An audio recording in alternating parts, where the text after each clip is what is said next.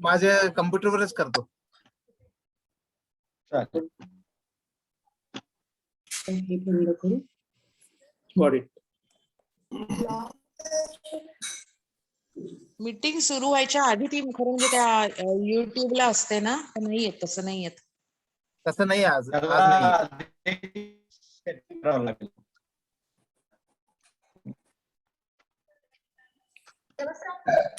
मला एक काम करा, नाही तर मला होस्ट करा बरं, मी तुम्हाला को होस्ट करतो. हा ठीक आहे.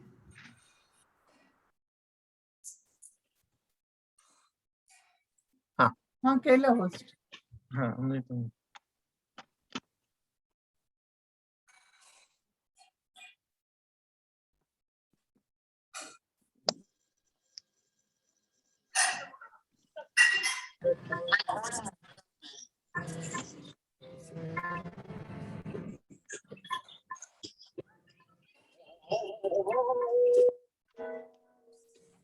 तुम्हाला आता मी को होस्ट केलंय.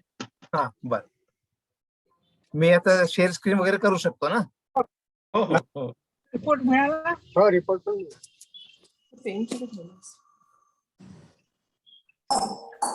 म्हणजे एक्सरे दिले आणि सीडी दिले.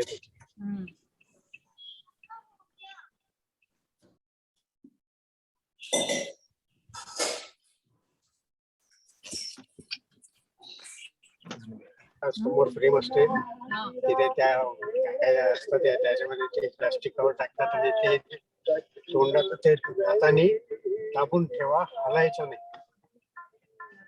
ते तो मशीनचा स्कॅनर जे आहे ते असं गोल तुमच्या भोवती फिरते. एकदा लेफ्ट साइडचे एकदा राईट साइडचे ते पूर्ण ते चेक करतात. थोडा जरी हल्ला ना तुमच्या चेहरा तर केला म्हणून ते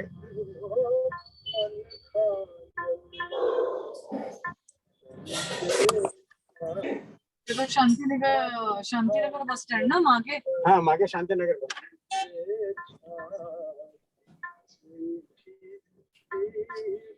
बाबा तुम्ही आणि आई शांतीनगरच गेलात ना केरळला?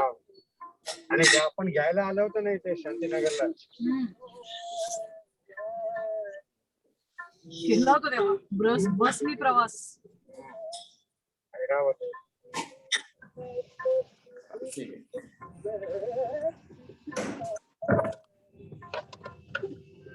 पाणी पाहिजे का?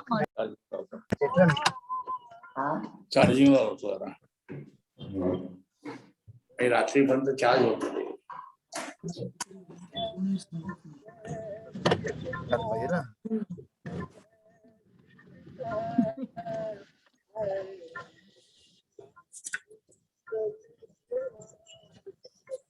किती लोक झाले?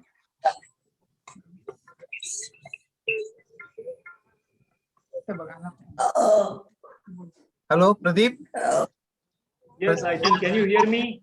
Yes, yes, yes. Yeah. Now I can now. There was some problem with the volume or something. I think now I'm okay. Okay. Thanks for joining. Thank you so much. Thank you so much, all of you. Yeah, that I'm here with you. बाबांचा call सुरू आहे का? Call नाही, meeting सुरू आहे. मी गाणे बंद करते. दोन्ही ठेवले बरं का, कंट्रोल दोन्ही ठेवलेले. चला.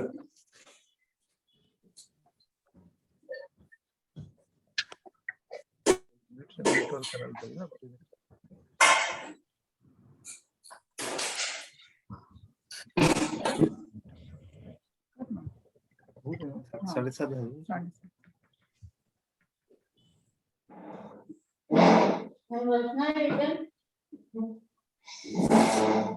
काय कोणी काय बोलत नाही आज.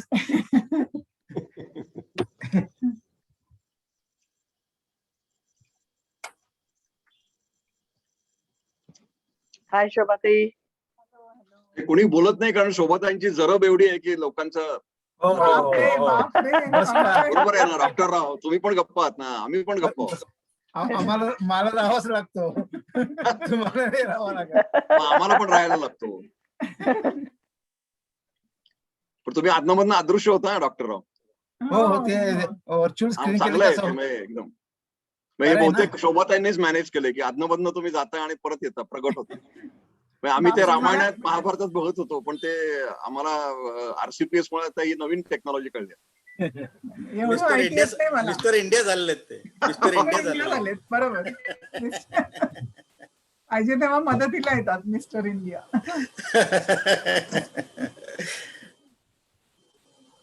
वा, शेखर नमस्कार. नमस्कार नमस्कार. नमस्कार नमस्कार. मी दिसतो का? हो हो हो हो आणि मला दिसायचं असेल तर काय? कसे आहात शेखर? कसे आहात? शेखर कसा आहे? सगळेच दिसतील म्हणजे कसे आहात? छान सुधारतोय हळूहळू. नंतर तोच फोकस करेल आणि स्पॉटलाइट आला की मग आपोआप जो स्पीकर असेल तोच दिसेल. हो खरंच खूप महिन्यांची गॅप पडली. हो ना. आताच काढलं वाटतं. आताच आता काढून ठेवलंय, शेजारी ठेवलंय, लागलं तर परत घालायचं. थोडासा म्हणजे खूप वेळ गेला की थोडा परत हात अवघडल्यासारखा होतो. आता दिवसभर घातल्यामुळे मी आता काढून जरा मोकळा बसलो जरा. पण चेहरा फ्रेश आणि छान दिसतोय आज. हो उशिरा कसं ते खाली होतं फार. युट्यूबला नंतर टाकतो शेखर. हो हो आरामात. आज आपल्याकडे विलास आलेला आहे. विलास बहुलेकर आपले मेंबर. हो नमस्कार. नमस्कार.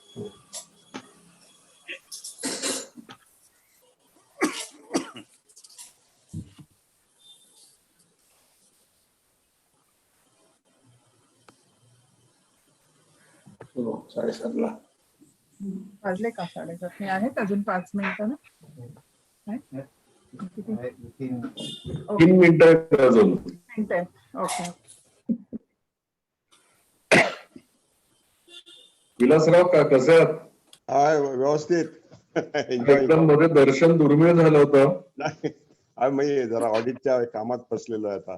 इथून बरं. 2 महिने अजून हॅलो. आजचं इंट्रोडक्शन तुझ्याकडे आहे ना? हो हो करतो. स्टार्ट केव्हा करायची? आय एम एक मिनिट. हा मी करतो तुम्हाला. हा हा हा. प्रदीप गोडबोले पण जॉईन झालेत ना? हो हो बोलले मी त्यांना. सर मी नाही अजून नाही. झालो मी तो. झालेत. Welcome Pradeep. Thank you so much sir, very kind of you. Thank you so much.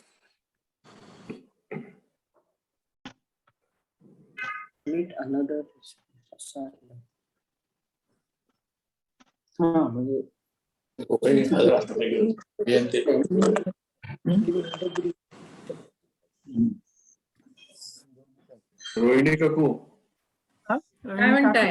हे बायको कुठे आहे तुझी? बायको रागवली माझ्यावर, तेव्हा ती म्हणाली की मी वेगळी जॉईन होते. हो का? हा. मी साड्या दिल्यात म्हणून सांग तिला. अंजली अश्विनीकडे दिल्यात. आहे बहुधा जॉईन झालेली दिले आहे. का? तू दिल्यास का? हा दिल्यात. अश्विनीकडे दिल्यात का? ते पण सेक्रेटरीची बायको वेगळी जॉईन झाली तर त्यांनी फाउंडेशनला $1000 वेगळं द्यायला लागतं, असा रोटरीचा प्रोटोकॉल असं काही प्रोटोकॉल नाहीये. डॉक्टर राव एकत्र असतात माहिती आहे ना. असं काही प्रोटोकॉल नाहीये. तुम्हाला प्रूव्ह करून देतो. हा मग ठीक आहे, तुम्ही 10,000 सांगा. तुम्ही दोघं एकत्र असताना मग ते वेगवेगळे गेले की $10,000 मागा त्यांच्याकडे. आणि तो रूल पिढीजींना लावला तर 10,000 होतील ना. बरोबर. डॉक्टर राव एकदम गायब होतात, येतात. मला एकदम ती गंमतच कळत नाही.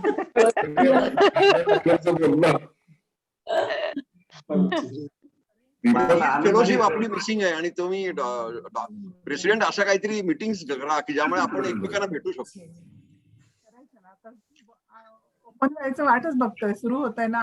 हो अनलॉक झालेलं आहे. आता मी काल अहमदनगरला गेलो होतो, सगळं रांजणगाव सगळं सुरू होतं. हो का? तुम्ही सुद्धा पुण्यामध्ये सगळं करू शकता. आता जाऊन मी आपल्या व्हेन्यूला पण बघून येते जरा आणि करूया पुढच्या मीटिंग पासून. निदान महिन्यातलं 2 तरी करा. हो चालेल ना, चालेल. आणि एकदा वाटलं तर अजित पवारला आपण बोलू चीफ गेस्ट म्हणून, म्हणजे सगळं नंतर बंद होईल. सध्या तो फार सध्या बिझी आहे, पावसाळा आहे ना.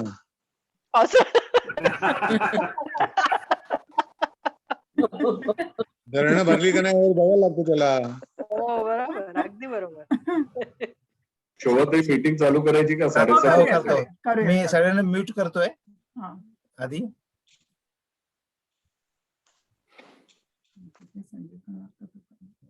आता I call this meeting to order. Please rise from the national anthem. Rise. थांब ना, ते होऊ दे ना. तू घाई काय सगळं.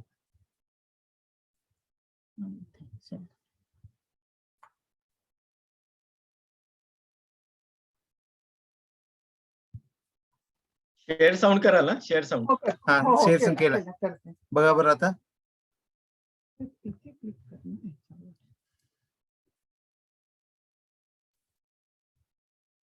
जनगण मन अधिनायक जय हे भारत भाग्य विधाता पंजाब सिंध गुजरात मराठा द्राविड उत्कल बंग विंध्य हिमाचल यमुना गंगा उज्ज्वल जलधि तरंग तव शुभ नामे जागे तव शुभ आशीष मागे गाहे तव जय गाथा जनगण मंगलदायक जय हे भारत भाग्य विधाता जय हे जय हे जय हे जय जय जय जय हे.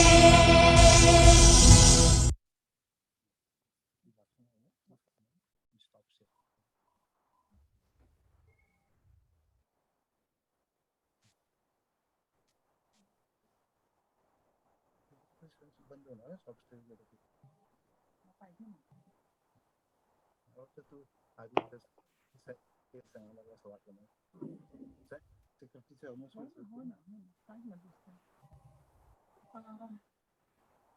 आधी मी सर्वात आजच्या वक्त्यांचं पण स्वागत करते आणि दुसरं म्हणजे प्रदीप गोडबोले म्हणून आमचे फ्रेंड आहेत आणि प्रॉस्पेक्टिव्ह मेंबर आहेत आपल्या क्लबचे, त्यांचं पण स्वागत करते. आता over to Ajay for secretarial announcement. नमस्कार. शेअर स्क्रीन स्टॉप कराल. शेअर स्क्रीन स्टॉप कर. येस. नमस्कार. ऐकू येतोय ना माझा आवाज? येतोय येतोय. या आठवड्यामध्ये आपले 3 मेंबर्सचे बर्थडे आहेत. 27 तारखेला मिलिंद पालकर, 28 तारखेला श्रीकांत दाते आणि 28 तारखेला वंदना पालकर. या तिघांनाही आपल्या क्लब तर्फे खूप खूप हार्दिक शुभेच्छा. Thank you. Sanjeev.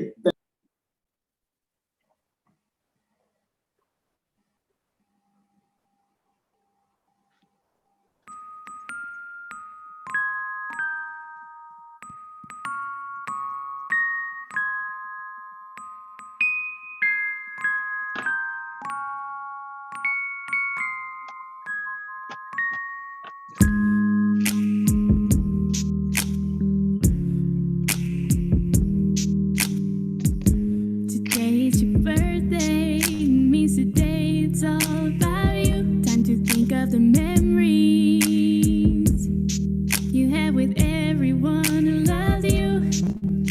Now let me sing to you. Happy birthday. Now let us sing to you. Happy birthday. Happy birthday. Happy birthday. Happy birthday. Happy birthday. Happy birthday. Happy. Thank you Sanjeev. Thank you. वा वा मस्त मस्त मस्त छान मस्त. वाटलं. येस. थँक्यू. शेअर करायची. एकच मिनिट. आज हे तुमचं झालं का? हो. हो हो.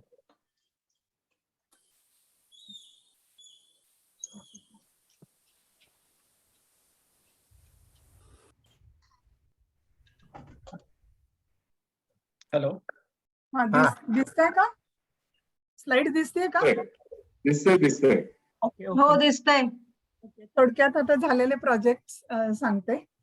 आपण 5 लेक्चर्सची रेडिओ टॉक्सची सिरीज सुरू केली होती.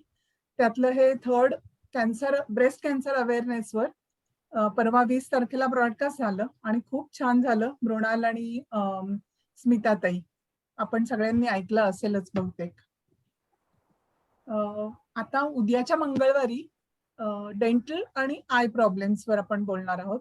आपली दीपश्री साठे आणि तन्मयी, डॉक्टर तन्मयी, ह्या दोघी तो सेशन करणार आहेत. आणि थँक्स टू अनेट, डॉक्टर तन्मयी मंजिरीची मुलगी आहे, ह्याच्यात सहभाग करून आपला कार्यक्रम चांगला करायला आणखीन मदत करते. नेक्स्ट, आपण 21 तारखेला आम्ही मागच्या वेळेला सांगितलं तसं सार्थकला व्हिजिट केली. तिथे अश्विनींनी 7वी ते 8वीतल्या 10-12 मुलांसाठी असा एक वर्कशॉप घेतला की ज्याच्यात त्यांना ऍक्टिंगची आवड असलेली मुलं सिलेक्ट केली आणि एक छोटंसं नाटुकली अशी बसवायचा प्रयत्न चाललाय. तर त्या दिवशी तिने त्यांच्याकडनं करून घेतलं. पण त्यांच्या ज्या टीचर्स तिथे आहेत, स्टाफ, तो आता प्रॅक्टिस करून घेणार आहे आणि 15 ऑगस्टला ऍक्च्युअली प्रोग्राम करायची इच्छा आहे तिथेच जाऊन. तर त्याच्यात ती मुलं करतील. अजयने गायींचं खाद्य किंवा गायींची निगा कशी घ्यावी, त्यांना पाणी किती द्यावं वगैरे अशी खूप माहिती या मुलांना दिली. त्यांच्याकडे एक 10-12 गायी आहेत, पण त्या खूप क्रूश म्हणजे अशा अशक्त वाटल्या, हडं दिसत होती. मग आम्ही जरा त्यांना त्यांच्या खाद्याबद्दल अजयनी त्यांना खूप छान माहिती दिली. त्याशिवाय वृंदाने अनिल कुडियांबरोबर प्रत्यक्ष बसून नीड असेसमेंट केल्या की अजूनही काय त्यांना इच्छा आहे. तर एक त्यातनं चांगलं असं वाटलं की त्यांना स्पोर्ट्स मटेरियल हवं आहे जे आपण देऊ शकतो. आणि काही स्पेसिफिक त्यांनी सांगितले. तर आता पुढच्या ट्रिपच्या बरोबर किंवा 15 ऑगस्टच्या ट्रिप बरोबर आम्ही त्यांना ते प्रोव्हाइड करायचा विचार करतोय. वृंदानी आपल्या एकलव्य न्यास आणि सार्थक ह्या इथे जे आपण फूड ग्रेन्स देतो त्याच्यात आणखीन आपल्याला फंड्स मिळण्यासाठी छान फ्लायर केलंय, तिने ग्रुपवर टाकलंय. तुमच्या फ्रेंड्स आणि रिलेटिव्हजना जरूर ते पाठवा, आपल्याला फंड रेझिंगला उपयोगी पडेल.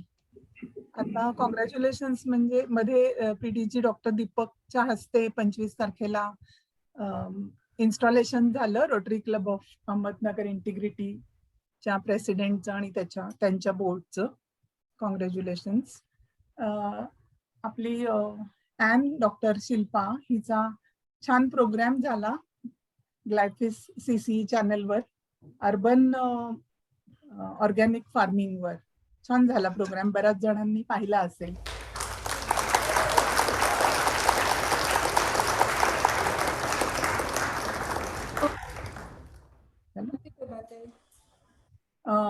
काल नाही, आजच कारगिल, मागच्या वर्षी आपण जो सेलिब्रेट केला होता तेव्हा ह्या सर्व म्हणजे ललित राय आणि अदर हे 2 जण आहेत, त्यांना सायटेशन देता आलं नव्हतं कोविडमुळे.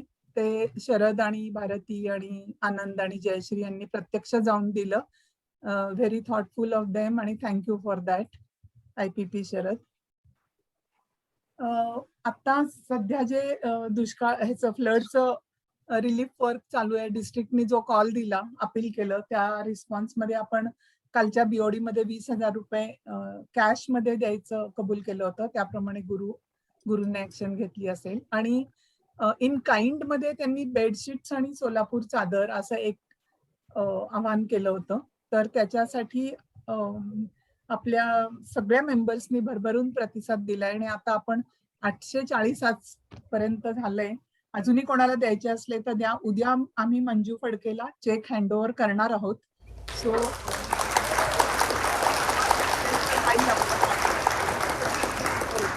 तर मला सर्वांना मनापासून अक्षरशः थँक्यू म्हणायचं आहे. शिरीषला for coordinating all this activity, अगदी थोड्या वेळात सगळं व्यवस्थित करून. आणि Guru of course as a trustee for doing the needful. त्याशिवाय कामं होत नाहीत आणि आपण अक्षरशः 2 दिवसात जवळजवळ 2 लाखाच्या वर आपलं हे मदत होईल. सो ही थोडक्यात आधी झालेले प्रोजेक्ट्स बद्दल माहिती होती. आता आजच्या कार्यक्रमाची साठी ओळख करून देण्यासाठी मी रोटेरियन बहुलीकर यांना बोलवते आणि त्यांनी ओळख करून द्यावी आजच्या व्यक्तींची.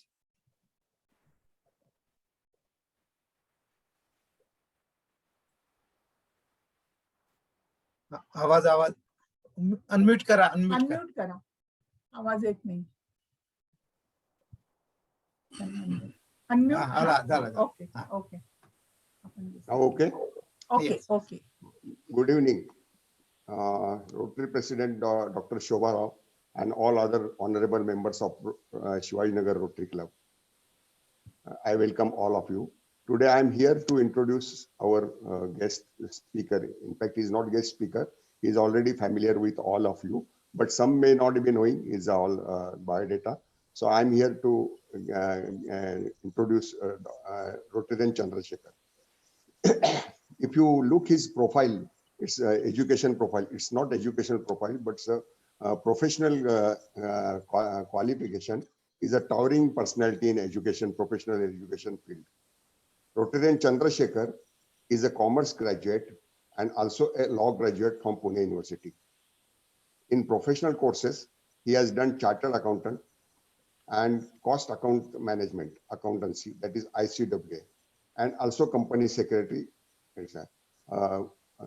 He is a fellow member of both CA and ICWA institutes. He is a practicing senior chartered accountant by profession. He is a partner in renowned Gosavi RD and Company and also in VD Gosavi and Company, both firms of chartered accountants. He has extensively taught commerce, tax and management in various educational institutes and also in BMCC College of Pune City. He has been in Rotary since year 2001 and a member of RCP Shivaji Nagar. He was also the host club president for district conclave Sneha Bandha when Deepak Shikarpur was DG in 2013-2014. He is interested in reading, writing, and discoursing in spiritual subject. He is a student of Oriental mythology, religions, graphology, and astrology. He is also a spiritual healer. He also takes interest in writing, poetry, cartooning, and stage acting. On family front, he is supported by Girija, spouse. He has a married daughter, Vibhuti, who lives in Indore, and a married son, Mangesh, who is a cost accountant, ICWA. Thank you very much.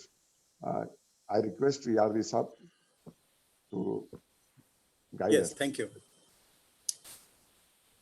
Thank you Vilas. सगळ्यांना ऐकू येतंय असं मी आशा करतो. म्हणजे वक्ता म्हणून माझ्या विषयाला हात घालायच्या आधी आपल्या क्लबचा ट्रेझरर म्हणून मला एक अनाउन्समेंट करायची आहे. ती म्हणजे केवळ एक आठवडा राहिलेला आहे आपल्या क्लबची फी देण्यासाठी. 31 तारीख ही शेवटची आहे. अनेक जणांनी दिलेले आहेत, पण मला वाटतं 44-45 जणांचे पैसे आजपर्यंत आलेले आहेत. ज्यांनी अजून द्यायचे असतील त्यांनी कृपा करून ते 31 तारखेपर्यंत द्या. काही जर त्यामध्ये जर काही शंका असतील, काही तुम्हाला विचारायचं असेल किंवा काही बिलाची कॉपी मिळाली नसेल तर मला पर्सनल व्हॉट्सॲपवर कळवा. मी बिलाची कॉपी पाठवायची व्यवस्था करतो किंवा आपले काही क्वेरीज असतील तर त्या सॉल्व्ह करायची व्यवस्था करतो. थँक्यू. आजचा आपला विषय आहे गुरु. गुरुर्ब्रह्मा गुरुर्विष्णुर गुरुर्देवो महेश्वरः गुरु साक्षात परब्रह्म तस्मै श्री गुरुवे नमः. माझे परमगुरु ज्ञानेश्वर महाराज. मी ज्यांना गुरु मानतो ते द्वितीय दत्तावतार श्री नरसिंह सरस्वती महाराज. मी ज्यांना गुरुस्थानी मान देतो ते माझे शिक्षक नना भिडे किंवा ज्यांना मी दादा म्हणतो, त्यांचं स्मरण करून मी आजच्या विषयाला हात घालतो. विषयामध्ये जायच्या आधी मी आमच्या दादांचं थोडक्यात फक्त माहिती करून देतो. याचं कारण का की आपल्या क्लबचा जो स्पिरिच्युअल ग्रुप आहे त्यांना मी दादा म्हटलं, मी त्यांना सगळं माहिती आहे. परंतु आज मी क्लबच्या समोर बोलतो आहे, त्यांना कदाचित सगळ्यांना माहिती नसेल. दादा किंवा नरसिंह नारायण भिडे हे माझे शिक्षक त्यांनी मला फिजिक्स, केमिस्ट्री, म्हणजे मी शाळेमध्ये असल्यापासून 8वीत असल्यापासून मी त्यांच्याकडे जातो, त्यांच्या घरी जात होतो, शिकत होतो. पण फिजिक्स, केमिस्ट्री आणि गणित त्याच्याबरोबर संस्कृत आणि नंतर त्यांनी मला इतरही भाषा शिकवल्या, हिंदी शिकवलं, इंग्रजी शिकवलं. परंतु सगळ्यात महत्त्वाचं म्हणजे त्यांच्याकडे जर मी गेलो नसतो तर आज मी अध्यात्माच्या मार्गाला लागलो नसतो. खरं म्हणजे मी त्यांना गुरु म्हणतो, पण त्यांनी कधीही माझ्या गुरुपदाचा आव आणला नाही. अगदी पहिल्यांदा मला आठवतं की ज्यावेळी मी 8वीत त्यांच्याकडे जायला लागलो आणि मला असं वाटलं आणि माझ्या आईलाही वाटलं की तू गुरुपौर्णिमेला जाऊन सरांचे आशीर्वाद, त्यावेळी मी सर म्हणत होतो, दादा त्यांना उशिरा म्हणायला लागलो, सरांचे तू आशीर्वाद घे असं आई म्हणाली. मलाही वाटलं. मी काही फळं घेतली आणि त्यांच्या घरी गेलो. पर्वतीच्या पायथ्याशी ते राहत असत.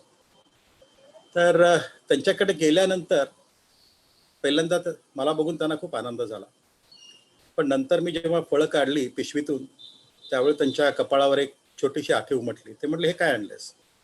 ते म्हटलं, दादा सर आज गुरुपौर्णिमा आहे तर म्हटलं आपले आशीर्वाद घ्यावे. ते म्हटलं, अरे माझे आशीर्वाद काय मग तुझ्याकडे आहे, तुझ्या मागे आहे, पण हे तू काय आणलंस? ते म्हटलं, थोडी फळं आणलेली आहेत. तर ते म्हटलं, हे करायची काही आवश्यकता नाही आहे का, मी काही तुझा काही गुरु नाही आहे. तर मला एकदम मी म्हटलं, गुरु नाही म्हणजे सर तुम्ही मला शिकवता ना? ते म्हटलं, हो बरोबर आहे, मी तुला शिकवतो, वेगवेगळे विषय शिकवतो, म्हणजे मी तुझा शिक्षक आहे, मी तुझा गुरु नाही आहे. तर मी म्हटलं, सर गुरु आणि शिक्षकाच्यामध्ये फरक काय? तर ते म्हटले, जो ईश्वराकडे जायचा मार्ग दाखवतो तो गुरु, आणि ईश्वराची विद्या, ईश्वराकडे जायची विद्या सोडून इतर कुठलीही विद्या जर कोणी देत असेल तर तो शिक्षक. तर मी तुझा शिक्षक आहे. अर्थात तो मला एक नवीन वस्तुपाठ त्यांनी घालून दिला की ईश्वराकडे जाणारी वाट दाखवणारा मार्गदर्शक म्हणजे गुरु. गु शब्दस्तु अंधकारस्य, गु शब्द तन्निरोधकः, अंधकार निरोधत्वात गुरु इति अभिधीयते. गुकार म्हणजे अज्ञानरूपी अंधकार आणि रुकार म्हणजे त्या अंधकाराचा नाश करणारे हे ज्ञानरूपी तेज. म्हणून गुरु म्हणजे अज्ञानरूपी अंधकार घालवणारा.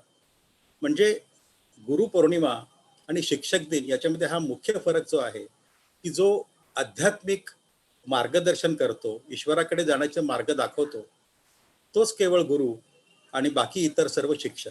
आपण तसं अगदी लूजली जर बोलायचं झालं तर आपण प्रत्येक क्षेत्रामध्ये आपण आपल्या शिक्षकांना गुरु म्हणत गेलेलो आहे, मला कल्पना आहे. म्हणजे मी ज्योतिषी असेल तर मी ज्यांच्याकडनं ज्योतिष शिकलो त्यांना गुरु म्हणतो. मी जर मी गायकी शिकत असेल तर मी ज्यांच्याकडनं गायन शिकवतोय त्यांना गुरु म्हणतो. किंवा नृत्य शिकवणारे लोक सुद्धा नृत्य शिकणाऱ्या लोकांचे गुरु असे म्हणतात.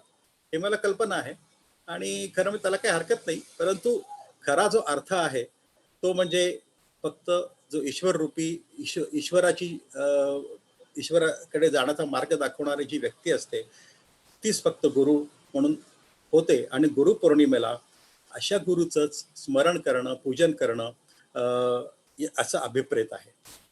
गुरु शिष्य संबंध, आपली परंपरा ही भारतीय आहे. पूर्वी गुरुगृही शिष्याला पाठवायचे.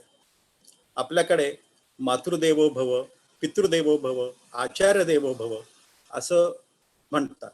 म्हणजे पहिला गुरु जो आहे तो माता, दुसरा गुरु जो आहे तो पिता आणि तिसरा हा आचार्य. आचार्य म्हणजे खरं म्हणजे शिक्षक.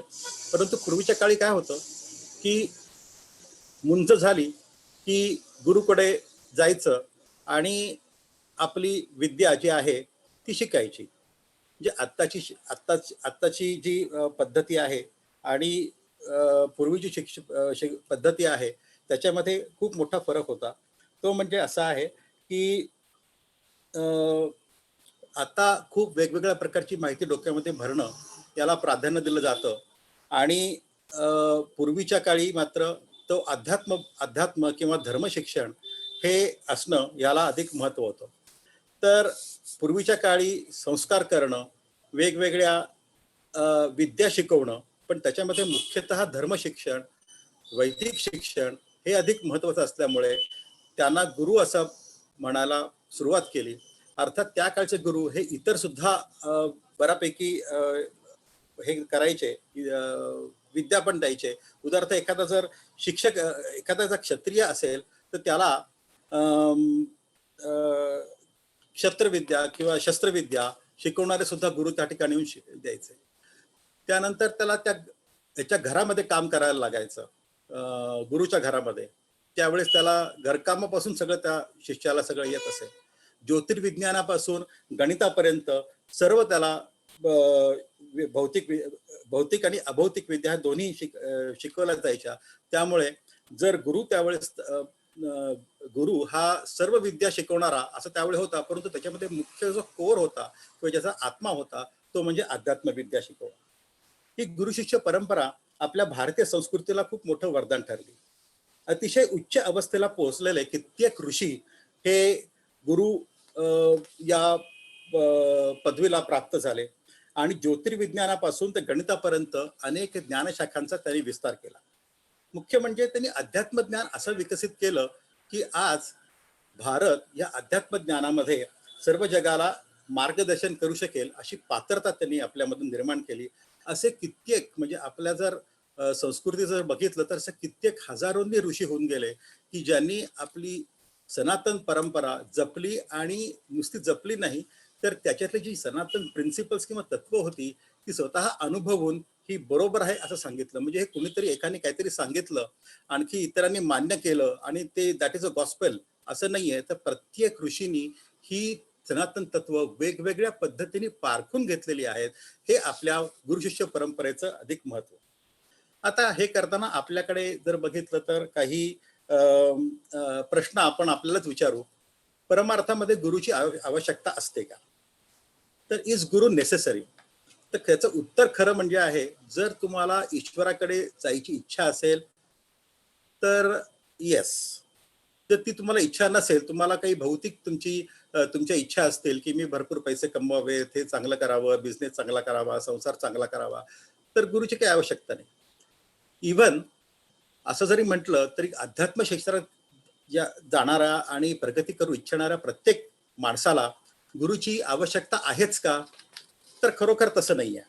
म्हणजे जर आपण बघितले की अरुणाचलचे रमण महर्षी असतील जे ज्ञानयोगी होते किंवा अगदी आपल्या ओळखीच्या मीराबाई असतील तर त्या दोघांनाही तसे गुरु नव्हते.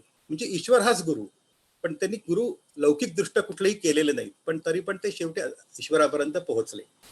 परंतु आपण म्हणतो ना की शाळेमध्ये किंवा एखादा मॅट्रिक करायचं जर असेल तर शाळेमध्ये जाणारे 99% विद्यार्थी असतात, पण एखादा 1% किंवा 0.1% एक्सटर्नली करतात.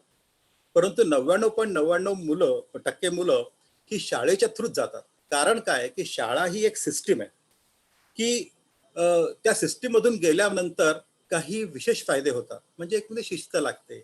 जरी शाळेमध्ये गेल्यानंतर काही वेळा शिक्षा होते की तुम्ही गृहपाठ केला नाही, तुम्ही युनिफॉर्म घातला नाही, काहीतरी खोड्या केल्या तर तुम्हाला काही वेळा शिक्षा पण होते.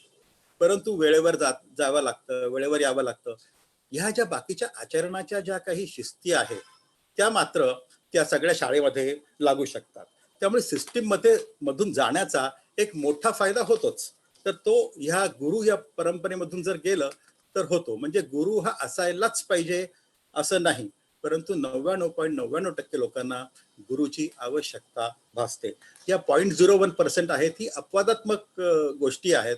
त्यामुळे त्यांचा आता आपण काही विचार करायला नको. आणि त्यांच्या बाबतीत सुद्धा गुरु हा प्रत्यक्ष ईश्वरच असतो. त्यामुळे ते सुद्धा अगदी फार काही सिस्टीमच्या बाहेर आहेत असं म्हणायला काही हरकत नाही. म्हणजे प्रत्यक्ष जर गुरु मिळालाच तर फारच चांगलं. म्हणजे प्रत्यक्ष गुरु मिळाला तर अर्जुन होतो, पण जर अप्रत्यक्ष जरी मिळाला तरी एकलव्य तर होतोच. गुरुचं काय महत्व आहे आपल्या परंपरेमध्ये? तर गुरु हा एका ट्रान्सफॉर्मर सारखा असतो. ईश्वरी शक्ती जी असते ती संपूर्ण जगामध्ये जी पसरलेली असते ती प्रत्येक शिष्याला आपल्या मध्ये घेणं हे कठीण असतं. याचं कारण काय की आपल्याला मानवी शरीराच्या लिमिटेशन्स असतात, मर्यादा असतात. ही ईश्वरी शक्ती आपल्या शरीरात ओढणं हे सोपं काम नाही. त्यासाठी खूप प्युरिफिकेशनची प्रोसेस म्हणतो तसं व्हावं लागतं आणि स्वतः अधिकाधिक पवित्र करावं लागतं. दादा असं म्हणायचे की समजा आपल्यामध्ये जो आत्मा आहे तो आत्मा हा 24% कॅरेट आहे. समजा की सोन्याचा जो सगळ्यात शुद्ध जी शुद्धता असते ती 24% आहे असं म्हणतं. ईश्वर जर 24% म्हणाल तर जो गॉड पार्टिकल जो असतो तो आपल्या शरीरामध्ये किंवा प्रत्येकामध्ये जो गॉड पार्टिकल असतो, प्रत्येक या जगामध्ये निर्माण झालेल्या वस्तूमध्ये हा गॉड पार्टिकल असतो. आपल्या शरीरामध्ये सुद्धा हा गॉड पार्टिकल असतो, त्याला आपण आत्मा म्हणतो. तो सुद्धा 24 कॅरेट असतो, पण तो आपल्याला प्रतीत का होत नाही? प्रतीत होत नाही याचं कारण आपली जी जाणीव किंवा कॉन्शियसनेस आहे, तो कॉन्शियसनेस हा जे मे बी 2% असेल, तर त्या 2% आपण अडकलेलो असतो. आपला जो प्रवास असतो तो 2% ते 24% असतो. ज्यावेळी आपण आपल्या कॉन्शियसनेसमध्ये 24% प्युरिटी आणू, त्यावेळेस आपण बसल्या ठिकाणी ईश्वर दर्शन किंवा आत्मदर्शन घेऊ शकू. आत्मदर्शन आणि ईश्वर दर्शन या एकाच ज्ञानाच्या 2 बाजू आहेत. म्हणजे ईश्वर दर्शन वेगळं आणि आत्मदर्शन वेगळं असं नाही. आत्मदर्शन म्हणजे तुम्ही आतून ईश्वराकडे जाता, आणि ईश्वर दर्शन म्हणजे तुम्ही बाहेरून भक्ती मार्गाने समजा जर तुम्ही ईश्वराकडे जर गेलात तर तुम्हाला ते ईश्वर कुठे विठ्ठल असेल, कुठे गणेश असेल, कुठे दत्त असेल, अशा पद्धतीने तुम्हाला ईश्वर दर्शन होतं. म्हणजे थोडक्यात जर एक उदाहरण घ्यायचं जर म्हटलं तर समजा माझ्याकडे एक बंगला आहे आणि बंगल्यामध्ये मला माझ्या बंगल्याला गच्ची आहे. गच्चीला जाण्यासाठी एक बाहेरून दरवाजा आहे आणि एक आतून दरवाजा आहे. मी आतून जर गेलो तर ते होतं आत्मदर्शन, जातो मी गच्चीवरच. आणि जर मी बाहेरच्या दरवाजाने गेलो तर त्याला म्हणतात ईश्वर दर्शन. त्यामुळे आत्मदर्शन आणि ईश्वर दर्शन हे एकच आहे. दादा असं म्हणायचंय, हॅलो हा, दादा असं म्हणायचंय की ह्या समजा माझी जर जाणीवेची पातळी ही 2% आहे आत्ता, ती 2% मला 24% पर्यंत जाण्यासाठी जो प्रवास होतो त्याला म्हणतात उपासना किंवा साधना. साधना आणि उपासना ह्या तुम्हाला अधिकाधिक प्युरिफाय करतात, अधिकाधिक पवित्र करतात. म्हणजे तरी सांगायचंय की आपल्याकडे पाप आणि पुण्य हे शब्द कसे आलेले आहेत हे किती छान आहे. त्यांनी किती सुंदर रीतीने सांगितलं बघा. त्यांनी सांगितलं की जे पवित्र करतं म्हणजे तुमची लेवल वाढवतो. म्हणजे तुम्ही जन्माला येताना समजा 2% आहात आणि मरताना समजा तुम्ही 3% जरी झालात तरी तुम्ही पुनीत झालात. म्हणजे पुनाति इति पुण्यम, जे तुम्हाला पवित्र करतं, जे कर्म तुम्हाला पवित्र करतं ते पुण्य. आणि पाप म्हणजे काय, तुम्ही समजा 2% असाल तर तो तुम्ही मरताना तुमचा 1% किंवा 0% जर झाला तर दॅट इज पाप. पाप म्हणजे अप अप अप अप म्हणजे काय की तुमचा जो ध्येय जे आहे 24% कॅरेटचं त्याच्यापासून तुम्ही दूर दूर जाता. संस्कृतमध्ये दूर म्हणजे अप, अप अप म्हणजे अपाप. अपाप हा संधी झाल्यानंतर त्यातला कालांतराने गळला तर त्याचं नाव झालं पाप. म्हणजे पाप म्हणजे मागे जाणं आणि पुण्य म्हणजे पुढे जाणं. परंतु अल्टिमेटली ह्या आयुष्यात आल्यानंतर ईश्वर प्राप्ती हेच अधिक महत्वाचं असलं पाहिजे किंवा तेच आपलं ध्येय असलं पाहिजे. तर गुरु हा ट्रान्सफॉर्मर सारखा असतो. ही जी मोठी शक्ती जी संपूर्ण विश्वामध्ये ईश्वर शक्ती आहे ती आपल्या शरीरामध्ये जर आणायची असेल तर आपल्याला त्या 24 कॅरेट पर्यंत आपल्याला प्युरिफाय करावं लागेल असं दादा म्हणायचंय. हे सगळ्यांना शक्य नसतं, कारण समजा 1000 वॅटची जर पॉवर तर 40 वॅटच्या बल्बमध्ये जर आली तर त्याचा फ्यूज उडून जातो. तसं आपल्या ज्या नाड्या आहेत, नाड्या म्हणजे रक्तवाहिन्या नव्हे, नाड्या म्हणजे ज्या प्राणिक फ्लो जो असतो आपल्या शरीराच्या पलीकडे जो प्राणिक शरीर असतं त्याच्यामध्ये ज्या नाड्या असतात म्हणजे ज्या प्राणिक ज्या फ्लो ज्याला होतो त्या सगळ्या फटाफट फुटून जाऊ शकतात जर तुमची तेवढी प्युरिटी नसेल तर. त्यामुळे गुरु काय करतो, गुरु हा एक लोकल ट्रान्सफॉर्मर सारखा असतो. तो ती शक्ती आपल्यात घेतो आणि ज्या घरामध्ये जी रिक्वायरमेंट असेल त्याप्रमाणे तो ती टोन डाऊन करतो, ती त्या मनाने मृदू करतो, सौम्य करतो आणि प्रत्येक घरामध्ये ती पोहोचवायची व्यवस्था करतो. नुसता जर आपण शिष्याने जर तो प्रयत्न केला तर कदाचित त्याला तो प्रवाह हा सोसवणार नाही. गुरु हा फक्त मार्गदर्शकच असतो का अजून काही असतो? गुरु हा केवळ वाटाडा असतो का केवळ मार्ग दाखवून मोकळा होतो, असं तो आपला प्रश्न पडता. आता हे जर बघितलं तर ईश्वराकडे जाण्याचे जे प्रयत्न आहेत ते साधकालाच करावे लागतात. म्हणजे गुरु हा त्याच्या वाटचे प्रयत्न करू शकत नाही. म्हणजे गुरु हा शिष्याला हात धरायला सांगतो पण तो हात न सोडण्याची जबाबदारी मात्र ही शिष्याचीच असते. गुरुचं आज्ञापालन करण्याची शिष्याची जबाबदारी, यासाठी एका गुरुला आपली सर्व निष्ठा वाहणं हे अधिक महत्वाचं. म्हणजे सारखे गुरु बदलणारे शिष्य कुठलीच प्रगती करू शकत नाही. म्हणजे उलट एक गुरु सोडून दुसरा गुरु सोडून तिसरा गुरु, याला गुरुद्रोही म्हणतात. आणि हा आपल्या धर्मामध्ये हा फार मोठा एक पाप मानला गेलेला आहे. म्हणजे असंच आहे की आपल्या शास्त्राप्रमाणे दादा सांगायचे की जो गुरुद्रोही असेल ना त्यांनी तुषाग्नी घ्यावा असं त्यांनी अशी शिस्त अशी शिष्य आहे. इतकी महाभयंकर ही शिष्य आहे. तुषाग्नी म्हणजे कसं असतं की एका खड्ड्यामध्ये माणसाला झोपवायचं, त्या शिष्याने स्वतः झोपायचं, दुसऱ्याला झोपायचं नाही, त्यांनी स्वतः तुषाग्नी घ्यायचा आणि त्याच्यामध्ये भुस्सा भरायचा. तुष म्हणजे भुस्सा भरायचा आणि पलीकडे म्हणजे पायाकडे तो भुस्सा पेटवायचा. तो भुस्सा पेटत पेटत पेटत येतो आणि त्याला आपला प्राण गमवावा लागतो. हा तुषाग्नी घ्यावा असं सांगितलेलं आहे. इतकं गुरुद्रोहाचं मोठं पाप असं आपल्या ह्याच्यात सांगितलं. खूप कडक शिष्या सांगितलेली आहे. गुरु ही शिष्याची पूर्ण आध्यात्मिक जबाबदारी घेतो. आता आपण काही वेळा बघतो की काही वेळा गुरु हा आपल्या शिष्याची पापकर्म भोगतो का असं जर म्हटलं तर तो काही वेळा तो भोगू शकतो, परंतु हे सरसकट होत नाही. म्हणजे प्रत्येक जण आता बघितलं तर काही जे हे असतात ज्याला गॉडमॅन म्हणतात ते सांगतात नाही हे बाबा जे आहेत ते महाराज आहेत, ते शिष्यांची सगळी पापं आपण स्वतः भोगतात. तर असं सरसकट घाऊक भावानी हे कधी होत नाही. हे होतं परंतु हे फार सिलेक्टिव्हली होतं. गुरुचे जे अंतरंग शिष्य आहेत, योगानंद परमहंस सांगायचे की प्रत्येक गुरुला कमीत कमी 5 ते 6 आपल्या शिष्यांना ईश्वरापर्यंत पोहोचवावं लागतं, तरच गुरुला पुढची चाल मिळते.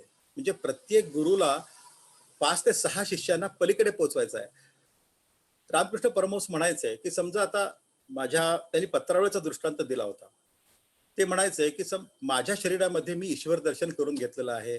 आता मला माझ्या शरीराचं काहीही सोयरसुतक नाही, परंतु ह्या शरीराचा उपयोग जर माझ्या शिष्यांना होत असेल तर तो त्यांना होऊन देऊ देत. म्हणजे मी पत्रावळीवर जेवून उठलेलो आहे, माझं जेवण झालेलं आहे, तर माझ्या पत्रावळीवर जर दुसरा कुणी जर जेवण जेवत असेल तर त्याच्याशी माझं काही घेणं देणं नाहीये. म्हणजे it will be allowed to them. म्हणजे त्याला मला काही पत्रावळी 1 जण जेवला, 2 जण जेवले, 4 जण जेवले तर हरकत नाही. रामकृष्ण परमहंसांना सुद्धा आपल्या काही अंतरंग शिष्यांची पापकर्म स्वतःवर घेऊन कॅन्सर सारखा रोग हा भोगून आपला देह ठेवावा लागला होता. आणि ह्याचं रहस्य हे त्यांनी स्वतःच एक वेळ हे प्रकट केलं होतं की जे शिष्य अगदी ईश्वर दर्शनाला आलेले आहेत त्यांच्याकडे त्यांना जर काही मोठी पापकर्म जर त्यांना अडथळा करत असतील, अडचण करत असेल, कारण का की संपूर्ण मोठी पापकर्म किंवा कर्मांचा भोग झाल्याशिवाय तुम्ही ईश्वरापर्यंत पोहोचू शकत नाही. तर त्यासाठी त्यांची ही काही जी कर्म आहे ती स्वतःच्या अंगावर घेऊन त्यांनी आपला देह ठेवला असं बरेच गुरु करतात. तर परंतु त्यामध्ये गुरुला शिष्याला वर आणणं ही एक महत्वाची एक पायरी असते. आणि हे सगळे करतात ते फक्त अंतरंग शिष्य आहेत, त्यांच्यासाठी जनरली केलं जातं. सरसकट आपण कुठल्या तरी बाबांना भेटायला गेलो आणि ते त्यांच्याची असं अपेक्षा केली की यांनी आपलं पापकर्म आपल्या अंगावर घ्यावं आणि ते असं काही होत नाहीये. तर हे फार सिलेक्टिव्हली आणि फक्त काही निवडक लोकांच्या बाबतीत की ज्यांची प्रगती त्यामुळे खुंटती आहे किंवा थांबली आहे तर तेवढ्या पुरतच ही गोष्ट होऊ शकते. तर गुरु पुढे कसा शोधावा असा एक प्रश्न आला. गुरुनी शिष्य शोधावा का शिष्याने गुरु शोधावा? आता हे असं म्हणण्यासारखं आहे की बायकोने नवरा शोधायला जावं का नवऱ्याने बायको शोधायला जावं? खरं म्हणजे कसं असतं की सर्वसामान्य लोकांना शास्त्र हा गुरु असतो. अति तीव्र संयोग किंवा इच्छा असेल, परमेश्वराची दर्शन घेण्याची जर इच्छा असेल तर अति तीव्र संयोग असलेल्या व्यक्तींना परमेश्वर हा एक पर्सनल ट्रेनर देतो. पर्सनल ट्रेनर म्हणजे काय? आपण सगळे जिम मध्ये जातो, आपल्याला माहिती आहे की जिम मध्ये ट्रेनर्स असतात. ते सगळे मास ट्रेनर्स म्हणजे सगळ्यांना येणार जाणारा काहीतरी तुम्ही हे उचला ते उचला. आपण ज्या काही खास व्यक्ती असतात त्या पर्सनल ट्रेनर ठेवतात. तो पर्सनल ट्रेनर त्यांच्या मागे राहतो. तू अमुक कर, तमुक कर, हे इतकं कर, त्याला मदत कर, त्याचं वजन उचलून त्याच्या हातावर ठेव वगैरे वगैरे गोष्टी करत असतो. पण हा अध्यात्मामध्ये हा जो ट्रेनर असेल तर तो ज्या अति तीव्र संयोग असलेल्या व्यक्ती किंवा ज्यांचं पूर्वकर्म चांगला असेल म्हणजे आणि पूर्वकर्मी खूप योग साधना केली असेल अशा व्यक्तींना हा ट्रेनर आत्मज्ञानी झालेला गुरु मिळतो. म्हणजे तो अधिकारी गुरु मिळतो. हा अधिकारी गुरु मिळण्याचं महत्व काय आहे? तो परमेश्वराशी कनेक्टेड असतो. अतिशय काकुळतीने केलेल्या प्रार्थनेला उत्तर म्हणून सुद्धा ज्ञानीगुरु मिळतो. म्हणजे एखाद्याला अगदी ज्ञानीगुरु मिळावा अशी खूप इच्छा आहे आणि तो काकुळतीने प्रयत्न करतो आहे, खूप प्रार्थना करतोय परमेश्वराला, तर तो तुम्हाला त्याचं उत्तर म्हणून हा पर्सनल ट्रेनर पाठवू शकतो. परंतु तुम्ही जर स्वतः जर असे जर बघायला जर गेलात ना, तर कदाचित तुम्हाला ही फसगत व्हायची शक्यता असते. म्हणजे कसं असतं की हल्ली तर खूप ह्या बाबाजी गॉडमॅन ज्याला म्हणतो ना, त्यांचं खूप पीक आलेलं आहे आणि ह्यांना अनेक लोक गुरु समजून असतात. अर्थात जे पब्लिक डोमेन मध्ये असतात ते सगळेच असे गुरु असतात असं नाही, ते त्यातल्यापैकी चांगले जेन्युइन खरे सुद्धा चांगले असतात. परंतु त्यातमध्ये एक अशी शक्यता असते की याच्यामधले काही जण भोंदू आहेत. परंतु त्यांच्या आचरणाकडे जर लक्ष दिलं तर ते पटतं. खरे गुरु हे अतिशय प्रसिद्धी परांमुख असतात. त्यांचं दुसरं एक वैशिष्ट्य म्हणजे ते नियतीच्या बाहेर सहसा जात नाही. म्हणजेच काय की काही काही जण चमत्कार करायच्या मागे जातात, काही जण हवेतनं काहीतरी काढून दाखवतात किंवा काहीतरी मला तुमचं सगळं कळतंय असं दाखवायचा एक त्यांचा एक आव आणला जात होता त्यांच्याकडून. तर असं नियती बाहेर काम करणं हे परमेश्वराला अजिबात आवडत नाही असं दादा म्हणायचे. म्हणजे सिद्धीचा उपयोग हा ईश्वराच्या आज्ञेनुसार करतात, नाहीतर ते म्हणायचे इतका घोळ होईल की त्यामुळे नियती विस्कळीत होईल किंवा डिस्टर्ब होईल आणि ते परमेश्वर अजिबात चालत नाही. म्हणजे ते ऍक्च्युअली काय होईल, ते मोठं पापकर्म होतं. ते म्हणलं की उदाहरण सांगतो की समजा एखाद्या माणसा म्हणजे माझ्यामध्ये शक्ती आहे की मी एखाद्या माणसाला जिवंत करू शकतो, ही माझ्याकडे शक्ती आहे. तर मी ठीक एखाद्या माणसाला जिवंत केलं तर होईल काय, त्या माणसाला जिवंत केल्याबद्दल त्याचा पुढचं जे सायकल आहे पुनर्जन्माचं ते सगळं डिस्टर्ब होऊन जाणार. मग तो विशिष्ट प्रकारे विशिष्ट ठिकाणी त्याच्या कर्मानुसार पुढचा जन्म होईल. तो जन्म डिस्टर्ब झाला, तो जन्म झाल्यानंतर त्याचे जे ऋणानुबंध आहेत ते त्याला फेडायचे असतात, इतर लोकांनी त्याच्याकडे फेडायचे असतात. म्हणजे परस्पर हे ऋणानुबंध असतात, तर हे सगळे डिस्टर्ब होणार. त्यामुळे मी नुसता सिद्धीचा उपयोग हा जर बिंडोकपणे जर करायला सुरुवात केली तर नियती जर डिस्टर्ब झाली तर ते जे ऋणानुबंध डिस्टर्ब होतात ते परमेश्वर सगळे तुमच्या डोक्यावर टाकतो की आता हे तू डिस्टर्ब केलेस ना, मग आता हे तू भोग असं म्हणून. त्यामुळे जे सिद्ध लोक असतात, जे म्हणजे खरोखर चमत्कारी लोक असतात, ते चमत्कार असा पब्लिकली कधीही करत नाही. ते कमीत कमी चमत्कार करतात आणि ते ईश्वराला सुद्धा आवडत नाही असं ते म्हणतात. कारण तो म्हणाला की संपूर्ण विश्व हे ईश्वराच्या आज्ञेनेच सगळे त्याचे रूल्स रेग्युलेशन नियम हे सगळे ईश्वराच्या आज्ञेनेच बनलेले आहेत. ईश्वर काम कसा करतो ते म्हणायचंय की ईश्वर तर काम अशा प्रकारे करतो की समजा मला पैशाची जरूर आहे आणि मी ईश्वराची प्रार्थना केली की मला पैसे पाहिजेत, अतिशय काकुळतीने प्रार्थना केली आणि ईश्वराला असं वाटलं की ठीक आहे ह्याला आपण काही पैसे द्यावे. तर असं कधी होत नाही की आज झोपताना मी झोपलेलो आहे आणि सकाळी उठल्यानंतर माझ्या गादीखाली एक नोटांची चळक मला मिळाली दुसऱ्या दिवशी, असं कधी होत नाही. ईश्वर काम कसा करेल, ईश्वर काम करताना करेल की तो तुझ्या एका मित्राच्या मनामध्ये अशी एक भावना निर्माण करेल की अरे आपण ह्याला मदत करावी, लोन द्यावं, पैसे द्यावे, उसने द्यावे आणि तो तुला पैसे आणून देईल. म्हणजे ईश्वर जे काम करेल हे कधीही असे जादूच्या प्रयोगासारखे काम करत नाहीत, तर सृष्टी त्यांनीच केलेले निर्माण केलेल्या सृष्टीचे नियम वापरूनच तो काम करतो. त्यामुळे कुठलेही जे सिद्ध पुरुष असतात हे असे जादूचे प्रयोग करत हिंडत नाहीत. जादूचे प्रयोग करणारी लोक ही खालच्या पद्धतीचे सिद्ध असतात आणि त्याचा परिणाम त्यांना कधीतरी ह्या जन्मात पुढच्या जन्मात कधीतरी भोगावा लागतो. इतकंच नव्हे तर त्यांची स्वतःची प्रगतीही खुंटते. त्यामुळे कुठलाही गुरु त्याचं आचरण कसं आहे, तो शास्त्राप्रमाणे वागायला सांगतो आहे की नाही हे सांगणं अधिक महत्वाचं. त्यामुळे आपण जर मानवी बुद्धीने जर आपण गुरु शोधायला गेलो तर होईल काय की आपण कुठला तरी भोंदू गुरुच्या मागे जाऊ. आपल्याला माहित नाहीये की हा गुरु चांगला आहे किंवा नाही आहे. पण तुमची तयारी जर पूर्ण झाली तर गुरुच तुम्हाला शोधत येईल. ज्याप्रमाणे आपल्याला माहिती आहे तुकाराम महाराजांचे जे गुरु होते ते त्यांनी त्यांना स्वप्नात दृष्टांत दिला. त्यांनी सांगितलं, तुकाराम महाराजांचा अभंग आहे, सद्गुरु राये कृपा मज केली परी नाही घडली सेवा काही, सापडविले वाटे जाता गंगा स्नाना, मस्तकी तो जाणा ठेवीला कर, भोजना मागती तुप पावशेर, पडला विसर स्वप्न माझी, काही काळ उपजला अंतराय, म्हणून या कायात त्वरा झाली. राघव चैतन्य केशव चैतन्य सांगितली कुण मालिकेची, बाबाजी आपुले सांगितले नाम, मंत्र दिला रामकृष्ण हरी.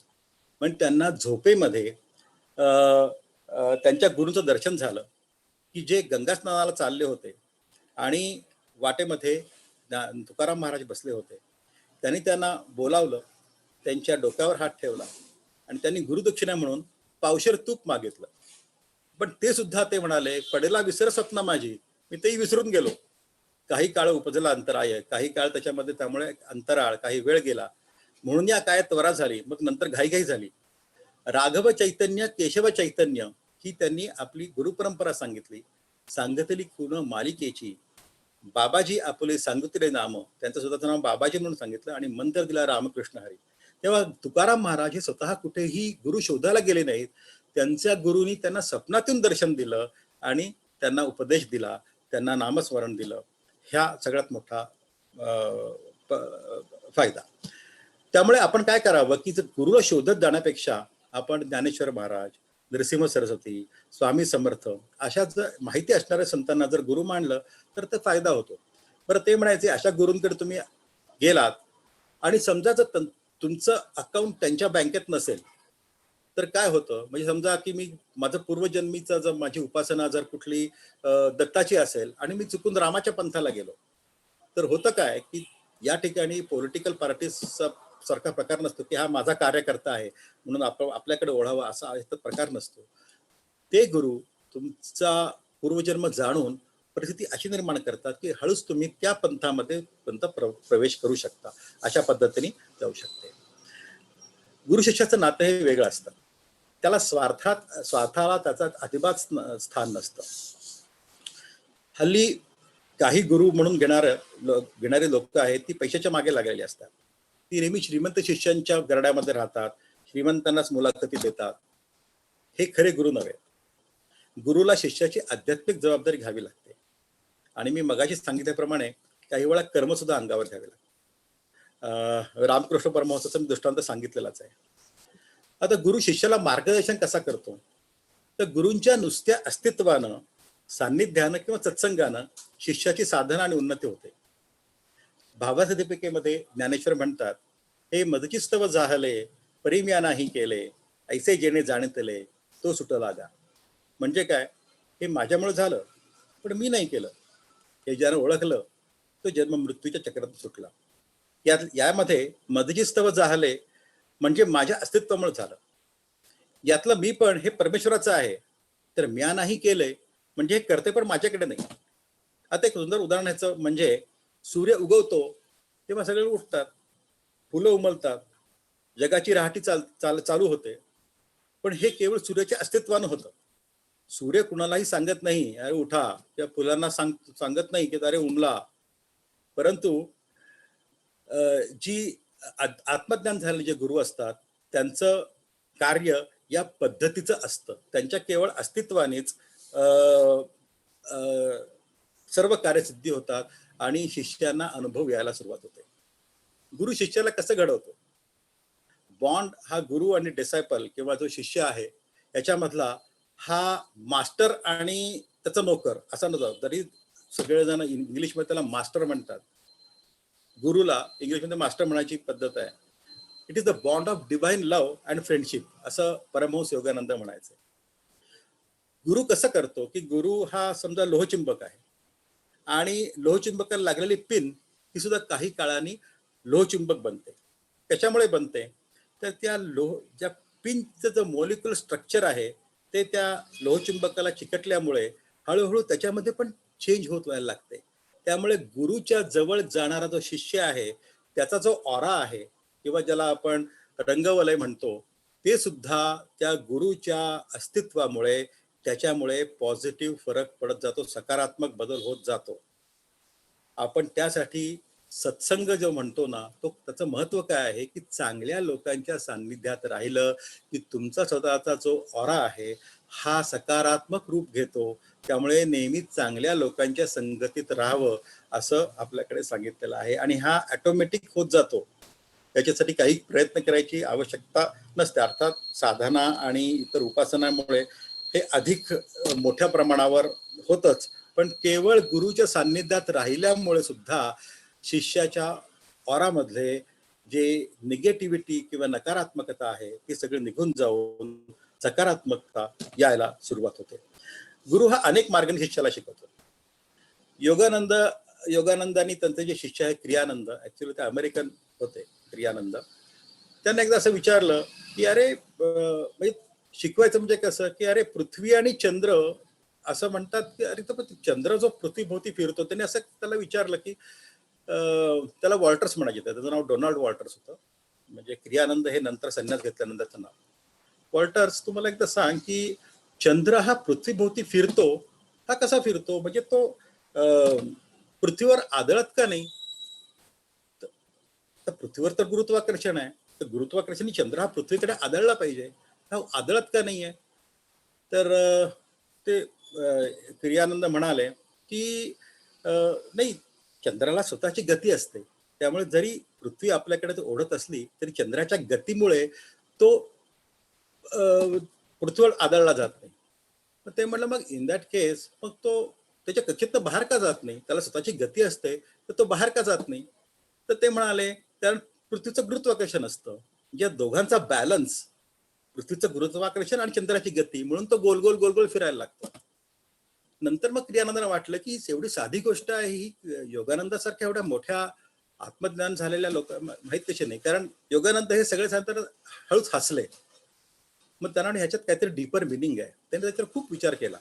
मग त्यांना रात्री जाणीव आली की त्यांना काय सांगायचं होतं योगानंदांना, की पृथ्वी म्हणजे परमेश्वर आणि चंद्र म्हणजे ह्युमन सोल किंवा हा वैयक्तिक आत्मा.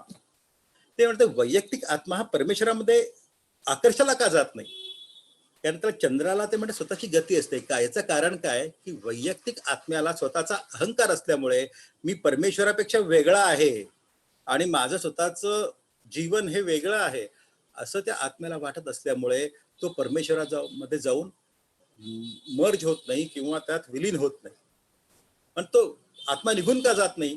कारण परमेश्वराने त्याला धरून ठेवलेला असतो, म्हणून तो फक्त फिरत राहतो. तो ना परमेश्वरातून दूर जातो ना परमेश्वराच्या मध्ये जातो. हे त्यांना सांगायचं होतं. हे त्यांना रात्री त्यांना हा दृष्टांत झाला, म्हणजे त्यांना ऍक्च्युअली सांगायचं होतं काहीतरी वेगळं, हे त्यांनी अगदी हळूवारपणे त्याला समजून सांगितलं.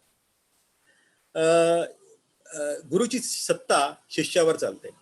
योगानंद परमहंस यांचे गुरु जे होते युक्तेश्वर, ते सुद्धा असे आत्मज्ञान झालेले गुरु होते.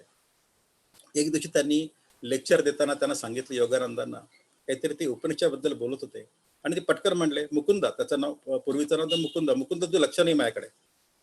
तर योगानंद म्हणाले नाही गुरुजी माझं लक्ष आहे, इव्हन तुम्ही जे आता सांगितलं मी सांगू शकतो. ते म्हणले नाही, तुझ्या मनात आता समुद्र किनाऱ्यावर असतो मनाने.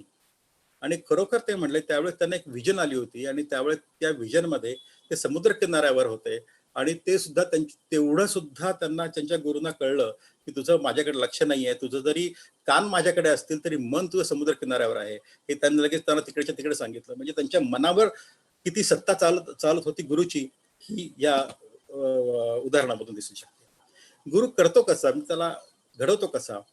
आध्यात्मिक नकारात्मकता काढून हळूहळू आध्यात्मिक सकारात्मकता आणणे, पॉझिटिव्हिटी आणणं हे गुरुचं मुख्य काम. आता कसं असतं की प्रत्येक वेळी उपासना करायला सुरुवात केली की आपल्या लोकांना वाटतं की नाही मला परमेश्वर दर्शन व्हावं, काहीतरी प्रकाश दिसावा, काहीतरी व्हायब्रेशन जाणाव्यात, काहीतरी स्वप्नामध्ये मला काहीतरी दिसावं. तर ही खरी प्रगती नाही.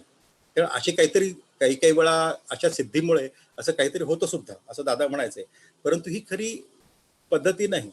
त्यामुळे याच्यात पहिल्या 2 महत्वाच्या आहेत, त्या म्हणजे योगामध्ये ज्या 8 पायऱ्या सांगितल्या आहेत राजयोगामध्ये, यम नियम आणि त्याच्यानंतर पुढे आसन प्राणायाम प्रत्याहार धारणा ध्यान समाधी वगैरे इतर आहेत. सगळ्यात महत्वाच्या म्हणाले ते यम आणि नियम आहे. म्हणजे काय कसं वागावं आणि कसं वागू नये. यम आणि नियम हे जे 2 आहेत की यम म्हणजे काय करायचं नाही आणि नियम म्हणजे काय करायचं, हे 2 अधिक महत्वाचं आहे. हे अतिशय महत्वाच्या इयत्ता आहेत. ते म्हणले काही वेळा कसं असतं, हुशार मुलगा जर असेल तर त्या मुलाला जाऊन आपण एक पहिली दुसरी इयत्ता गाळून एकदम तिसरीत बसवलं, हे प्रत्यक्षात काही वेळा होतं, किंवा पहिली येडकता गाळून दुसरीत बसवलं, हे होऊ शकतं प्रत्यक्षात. परंतु ते म्हणाले की अध्यात्मामध्ये हे होत नाही. जरी तुम्ही पुढच्या इयत्तेत तुम्हाला एखाद्या जन्मात घातलं तरी तुमच्या पुढच्या कुठल्या तरी आयुष्यामध्ये किंवा जन्मामध्ये तुम्हाला परत मागे यावं लागतं. या पहिल्या 2 इयत्ता कराव्या लागतात आणि त्याच्यानंतरच मग तुम्ही चौथीमध्ये जाऊ शकता. म्हणजे तुम्हाला याच्यामध्ये एक्झेम्प्ट होत नाही, कारण तुमची सकारात्मकता ही तुमच्या आचरणावर अवलंबून असते. आणि तुम्हाला ही नकारात्मकता काढून हळूहळू आध्यात्मिक सकारात्मकता विकसित करणं हे गुरुचं मुख्य काम असतं. अध्यात्माला आवश्यक असणारे सद्गुण अंगी बाणवणं आणि शिष्याला चारित्र्यवान करणं हे काम. याचं कारण मी पहिल्यांदा सांगितल्याप्रमाणे ईश्वर हा 24 कॅरेट आहे. तुम्ही 2 कॅरेट 3 कॅरेट 4 कॅरेट असं तुम्हाला चाल करायची आहे पुढे तुमच्या आयुष्यामध्ये. त्यामुळे तुम्ही स्वतःच्या मध्ये गुणात्मक फरक आल्याशिवाय तुम्हाला ईश्वर दिसेल याची कल्पना पण तुम्ही करू नका, कारण ते फार मोठं जिकिरीचं काम आहे. गुरु शिष्याला हा आध्यात्मिक शिस्त लावायचा प्रयत्न करतो, पण हे स्वार्थीपणे तो करत नाही. शिष्याला खुश करणं हे त्याचं ध्येय नसतं, उलट तो परखडपणे चुका दाखवून त्याला सुधारणं हे ध्येय असतं. गुरु ही शिष्याची काही वेळा परीक्षा घेतात आणि कठीण प्रसंगी शिष्य कसा वागतो, तो तयार झालेला आहे का हे बघतात. आता कसं असतं की पहिल्यांदा जे आपल्यासारखे जे शिष्य असतात, जे सर्वसामान्य असे, त्यांना हा पेपर सोपा असतो. परंतु पुढे पुढे ज्यावेळेस त्यांची प्रगती व्हायला लागते, जसे त्यांचे कॅरेट्स वाढायला लागतात, तसे त्यांना अधिक प्रगती करताना अधिकाधिक डिफिकल्ट लेवल ही अधिक गाठावी लागते. म्हणजेच कसं असतं की समजा काही व्हिडिओ गेम्स आहेत PUBG सारखा, तर पहिले ज्या लेवल्स असतात ना, त्या लेवल्स असतात ह्या अधिक सोप्या असतात, परंतु अधिक ज्या मोठ्या लेवल्स असतात ना त्या अधिक अवघड होत जातात. त्यामुळे पुढे शिष्याला हे अधिक अवघड असे पेपर सोडवावे लागतात. आणि अशा वेळेस मात्र गुरुची आवश्यकता अतिशय भासते. म्हणजे गुरुचं मार्गदर्शन हे त्यावेळी फार महत्वाचं असतं. काही वेळा गुरु त्या ठिकाणी उपस्थित राहून शिष्याला सांभाळतात, त्याला धोक्याचा इशारा देतात, परंतु अल्टिमेटली सांगण्याला शिष्याला पूर्णपणे पाठिंबा देणं, मार्गदर्शन करणं हे त्याचं महत्वाचं काम असतं. कठीण प्रसंगी शिष्य कसा वागतो, तो तयार झाला आहे का हे बघतात. का? याचं कारण की उद्या शिष्याला गुरु व्हायचं आहे. त्यामुळे तो जर कुठे कच्चा राहिला तर त्याचे पुढे शिष्य कच्चे राहू नयेत ही याची काळजी गुरुला शिष्याला तयार करतानाच घ्यावी लागते. शिष्याचा अहंकार नष्ट करणे सुद्धा मुख्य काम गुरुचं असतं. त्यामुळे काही वेळी शिष्याला कठोर बोलणं किंवा काही वेळा घालून पाडून वागवणं हे सुद्धा गुरु करू शकतो, पण त्याच्यासाठी त्याच्यावर राग धरायचा नाही, कारण हा तुमचा अहंकार नष्ट करायचा असतो. दादा सांगायचे की हा अहंकार हा इतका महत्वाचा फॅक्टर आहे आपल्या याच्यामध्ये, कारण अदरवाईज जर हा जो आपला आत्मा आहे तोही 24 कॅरेट आहे, परंतु परमेश्वराकडे तो वेगळा का भासतो, कारण त्याला स्वतःचा अहंकार आहे, त्याला स्वतःचा मीपणा आहे. ज्या क्षणी तो मीपणा नष्ट होईल त्या ठिकाणी आत्मा म्हणजेच ईश्वर. त्यामुळे शिष्याचा अहंकार नष्ट करणं हे सुद्धा मुख्य काम असतं गुरुचं. त्यामुळे काही वेळ त्याला अपमानास्पद वागणूक सुद्धा देऊन गुरु बघतो, परंतु ते सुद्धा गुरुचं एक महत्वाचं काम आहे. गुरुनं जरी देह ठेवला तरी तो शिष्याला मार्गदर्शन करत असतो. आपल्याला माहिती आहे की युक्तेश्वर आणि योगानंद, आपण जर ऑटोबायोग्राफी ऑफ योगी जर वाचलं तर आपल्याला हे कळेल की युक्तेश्वरांनी देह ठेवल्यानंतर सुद्धा त्यांनी तेच रूप घेऊन तशाच पद्धतीने योगानंदांना स्वतः दर्शन दिलं आणि संपूर्ण अंतर्गत विश्वाची रचना ही समजावून सांगितली. जर आपण जर वाचलं नसेल तर हा एक चॅप्टर आहे की रिसरेक्शन ऑफ श्री युक्तेश्वर, हा एक त्याच्यामध्ये चॅप्टर आहे, हा जरूर वाचा. कारण त्याच्यामध्ये जसे ज्या पूर्वी ते म्हणायचे त्यांचा जसा एक सुगंध यायचा त्यांच्या शरीराला, तोच सुगंध त्यांनी मृत्यूनंतर जो देह निर्माण केला होता तो सेम सुगंध त्या ह्याला होता. एक्झॅक्टली फ्लेश अँड ब्लड हे त्याप्रमाणेच होतं. तर हा अतिशय सुंदर असा चॅप्टर आहे.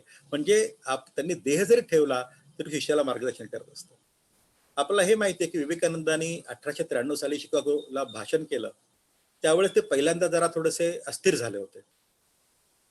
म्हणजे एवढा मोठी सभा एवढे मोठे मोठे विद्वान लोक, आपण कसं बोलणार, कसं करणार असं त्यांना वाटलं. जेव्हा ते बोलायला उभे राहिले आणि त्यांनी त्यांच्या गुरूंचं म्हणजे रामकृष्ण परमहंस फक्त स्मरण केलं आणि त्यांना अचानक आतून म्हणजे जसं काही त्यांच्या तोंडातून कोणतरी बोलतंय अशा प्रकारे बाहेर शब्द पडायला लागले.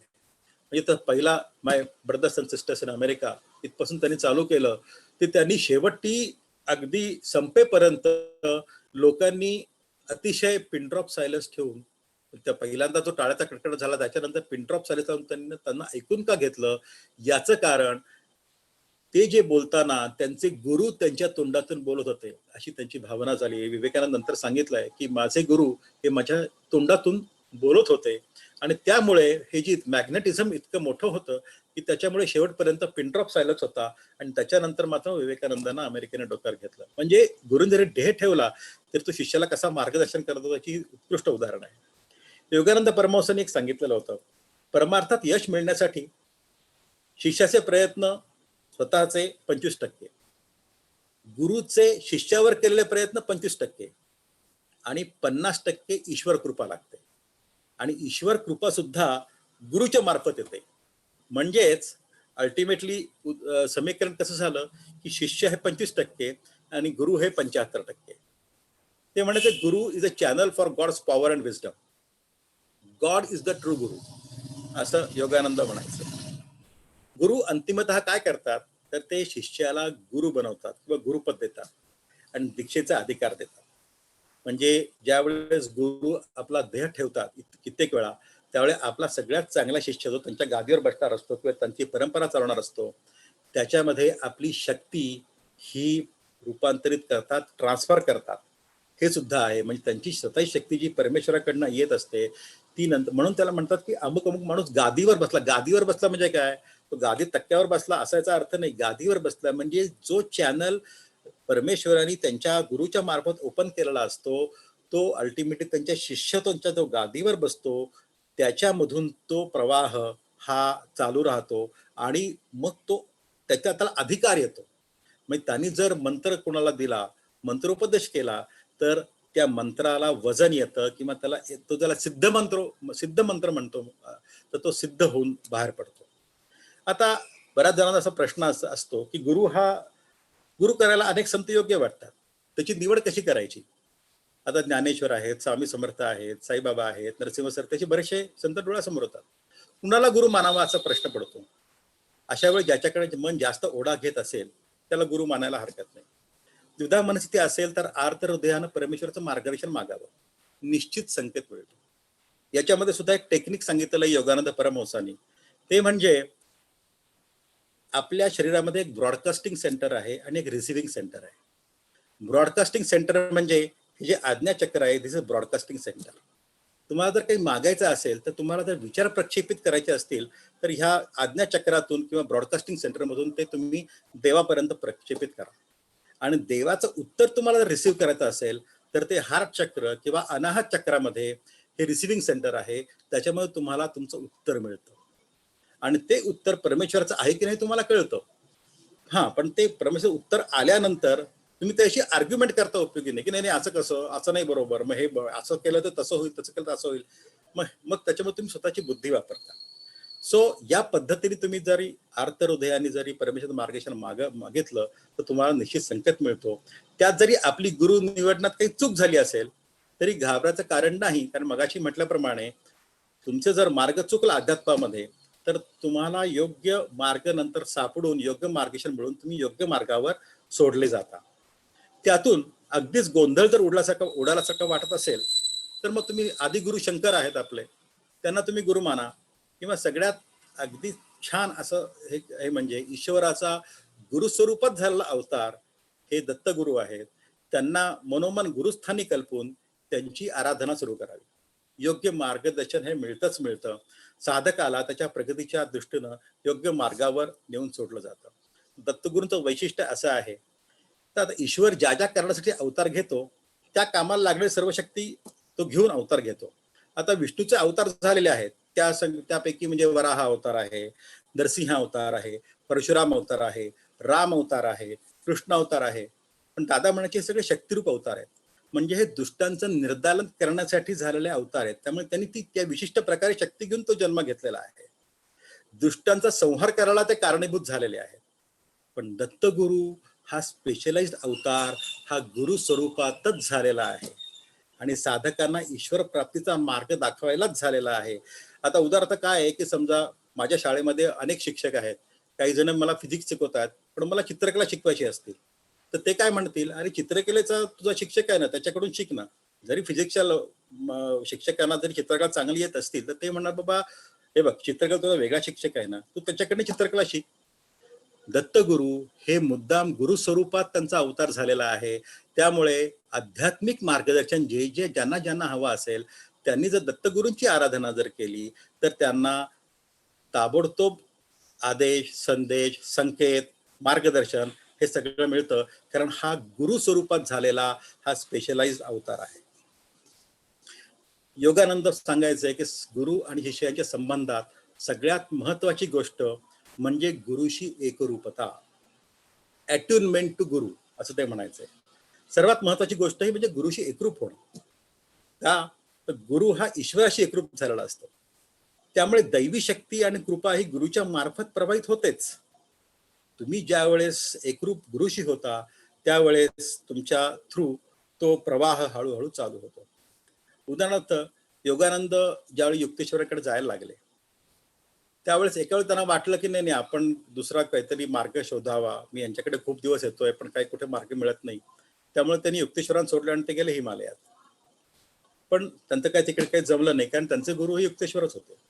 शेवटी ते जेव्हा परत यायला निघाले तेव्हा एक संत होते, त्यांचं नाव होतं रामगोपाल मुजुमदार. ते सुद्धा ट्रेनमध्ये त्यांच्या बरोबर होते आणि ते सुद्धा खूप हाय कॅलिबर संत, म्हणजे त्यांना आत्मदर्शन झालेलं असे संत होते. तेव्हा त्यांना योगानंदाने विचारलं की तुम्ही मला समाधी का लावून देत नाही. तर ते म्हटलं, अरे मी तुला समाधी सहज लावून देतोय पण त्याची मला परवानगी नाहीये, कारण तुझे गुरु हे तुला लवकरच त्याचा अनुभव करून देतील. आणि खरोखरच काही दिवसांनीच त्यांना युक्तेश्वरांनी समाधीचा अनुभव करून दिला योगानंदांना. म्हणजेच काय की गुरुशी एकरूप होणं. तुम्ही त्या मुजुमदारांनी त्याचं गुरुपद घेतलं नाही कारण त्यांना माहिती होतं की यांचे गुरु युक्तेश्वर आहेत आणि त्यांच्या मार्फतच त्यांना उपदेश होणार आहे. गोंदवलेकर महाराज स्वामी समर्थांकडे पुस्तक गेले होते पण स्वामी समर्थांना गुरु म्हणून त्यांना शिष्य करून नाही घेतलं. त्यांना माहिती होतं की यांचे गोंदवलेकर महाराजांचे जे गुरु आहेत ते येहळे गावचे तुकामाई म्हणून आहे आणि ते वेड्यासारखे राहायचे, त्यांना वेडा तुक्याच म्हणायचे. तर त्यांच्याकडे त्यांनी सांगितलं, तुझा गुरु मी नाही, तू जा माझ्याकडनं राहा आणि नंतर जा, तुझे गुरु वेगळे आहेत असं त्यांनी सांगितलं. म्हणजे ते इतक्या हाय कॅलिबरचे जरी संत होते तरी त्यांना आपलं शिष्य पण ठेवलं कारण त्यांचा अकाउंट या शिष्याचा अकाउंट आपल्या बँकेत आहे की नाही हे त्यांना कळतं. दुसरी बँकेत जर असतील तर ते म्हणत, बाबा तुझं अकाउंट त्या बँकेत आहे, तू तिकडेच बँकिंग कर कारण तिकडे सगळ्या सुविधा आहेत, तिकडे सगळ्या सर्व्हिसेस आहेत, इकडे याची काय आवश्यकता नाही, पण तुझं अकाउंट तिकडे आहे तर तू ते तिकडून ऑपरेट कर असं त्यांनी सांगितलं. गुरुचं नामस्मरण स्वामी समर्थ, नरसिंह सरस्वती स्वामी, सद्गुरुभ्यो नमः असं जर नामस्मरण जर केलं तर गुरुशी एकरूपता व्हायला मदत होते. म्हणजे समजा स्वामी समर्थ जर तुमचे असतील तर श्री स्वामी समर्थ असा जप केला किंवा आमचे जे नरसिंह सरस्वती स्वामी आम्ही ज्याला गुरु मानतो त्यांना ओम श्री नरसिंह सरस्वती गुरुभ्यो नमः हा त्यांचा मंत्र आहे. त्यांच्यामुळे आम्ही नामस्मरण करून त्यांच्याशी एकरूप व्हायला आमचा प्रयत्न चालू असतो. गुरुवर प्रेम आणि भक्ती व्हावीच. श्रद्धा ही अतिशय महत्वाची असते. साईबाबांनी 2च तत्व सांगितली होती, श्रद्धा आणि सबुरी. मेडिटेशन तुम्ही जर भावपूर्ण रीतीने केलं आणि ड्रायली केलं तर मोठा फरक पडतो. तुम्ही जर मेडिटेशन तुम्ही युट्यूबवर वगैरे बघून करत असाल, हे टेक्निक वाईज करत असाल, हरकत नाही, तुम्ही एका लेवलपर्यंत जा. पण तेच तुम्ही ध्यान मेडिटेशन हे तुम्ही जर भावपूर्ण रीतीने गुरुची प्रतिमा आपल्या हृदयात कल्पून, त्याच्या पादुका आपल्या हृदयात कल्पून जर भावपूर्ण रीतीने ते ध्यान केलं तर ते किती खोल जातं हे तुम्ही एकदा तर करून बघा. आणि हे करतं आपले गुरुच्या इच्छेनं सगळं घडतं. स्वतःचा अहंकार गुरुच्या चरणी वाहणं, कर्माचं बीज नष्ट होतं. कर्माला अहंकार चिकटला तर ऋणानुबंध निर्माण होतो आणि सबीज कर्म निर्माण होतं. आणि निर्बीज कर्म केलं तर परिणाम भोगायला लागत नाही. याच्यासाठीच गीतेमध्ये म्हटलेलं आहे, कर्मण्येवाधिकार असते मा फलेषु कदाचन. तुमचं कर्माचा जो ऋणानुबंध आहे हा गुरु हळूहळू नष्ट करतो आणि कर्माचा ऋणानुबंध नष्ट झाला की तुम्हाला ईश्वर दर्शन होऊ शकतं. त्यामुळे योगानंदाने सुद्धा गुरुवर मेडिटेशन करा असं सांगितलेलं आहे, की ते म्हणायचे tune to guru's consciousness, visualize in the spiritual eye, invite his consciousness to inspire your own, try to feel his response in your heart.